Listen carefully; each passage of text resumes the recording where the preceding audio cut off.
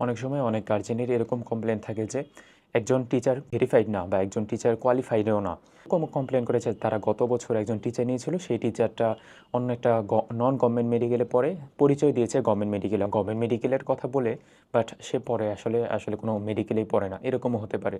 এখন এই ক্ষেত্রে গার্জিয়ানরা যখন আমাদের কাছে এগুলো বলে যে গত বছর আমরা এরকম প্রতারিত হয়েছি বা গত বছর এইগুলো কাহিনী হয়েছে, সেক্ষেত্রে আমার ক্ষেত্রে প্রথমত তো খারাপ লাগবে, স্বাভাবিক, যে আসলে এইগুলা মানে যারা করে তাদের তাদের জন্য যেরকম খুবই বিরক্ত লাগে, প্লাস গার্জিয়ানদের এগুলো কথা শুনেও খারাপ লাগে। এবং এই কথা শোনার পরে মানে আমরা কিভাবে আমাদের জাস্টিফিকেশনটা দিই বা কিভাবে আমি স্পেশালি বলি, বা আমাদের একটা টিচার কমিউনিটি বা টিচার গ্রুপ আছে, সেই গ্রুপের মধ্যে ঢাকার মধ্যে যারা পড়ায় কন্টিনিউয়াসলি, বা ঢাকার মধ্যে যে গভর্নমেন্ট 4টা মেডিকেল আছে, গভর্নমেন্ট 4টা মেডিকেলের মধ্যে বা ঢাকার বাইরেও যে গভর্নমেন্ট মেডিকেলগুলো আছে, স্পেশালি ময়মনসিংহ মেডিকেল, তারপর চট্টগ্রাম মেডিকেল, ঢাকার বাইরের কথা বলতেছি, তাছাড়া কুমিল্লা মেডিকেল, সব ভালো ভালো টিচাররা আমাদের গ্রুপের মধ্যে আছে। এবং গ্রুপের মধ্যে আমরা তাদেরই অ্যালাউ করি যারা মেডিকেলে তো পড়ে, গভর্নমেন্ট মেডিকেলে তো পড়ে প্রথমত, দ্বিতীয়ত যারা কন্টিনিউয়াসলি মেডিকেল অ্যাডমিশন টেস্টের জন্য পড়ায়।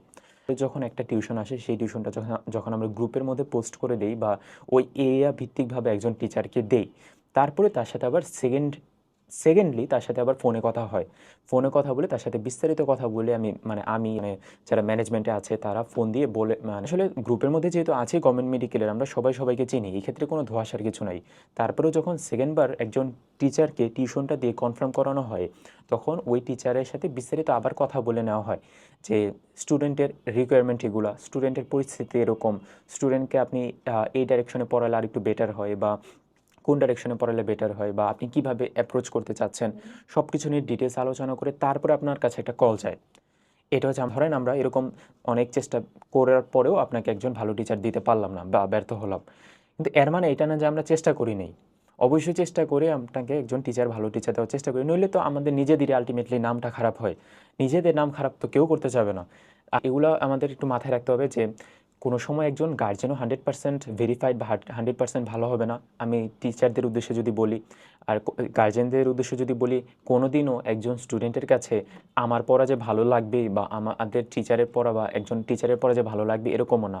যে ধরেন খুব ভালো পড়ায়, তার পড়া একজন স্টুডেন্টের ভালো নাও লাগতে পারে, স্বাভাবিক। এক্ষেত্রে আমরা এই বিষয়গুলোকে এতটা জটিলভাবে নেব না।